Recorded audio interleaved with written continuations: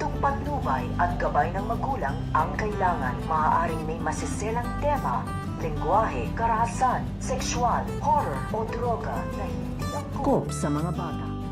Marami ang mamamaalam dito nga sa FPJ's Batang Quiapo at pangungunahan na nga ito nito nga ni Jeff Espinas dahil ito nga si Bong ay binaril nga niya na 2 beses ito nga si Jeff Espinas at tuluyan na nga itong nagpaalam at bago nga paslangin ito nga ni Bong ito nga si Jeff Espinas ay nag-iwan pa nga ito ng mensahe at nagpapaalam nga dito ito nga si Bong dito nga kay Jeff Espinas at pati na nga rin dito nga kay Warden at nung pagkatapos ng paslangin ito nga ni Bong ito nga si Jeff Espinas ay isusunod na nga dito ito nga si Bubbles dahil binabalak ng gahasain nito nga ni Bong ito nga si Bubbles bago nga ito tuluyang tumakas at umalis dito nga sa kulungan. Kaya pupuntahan na nga na dito ito nga si Bubbles at pagsasamantalahan na nga dito ito nga ni Bong ito nga si Bubbles at yun na nga ang masasaksihan nito nga si Tanggol. Kaya nga ito nga si Tanggol ay makikipaglaban nga siya upang mapagtanggol nga niya ito nga si Bubbles dito nga daw kay Bong. Kaya papabaksak nga dito nito nga ni Tanggol ito nga si Bong at yun na nga ang magiging dahilan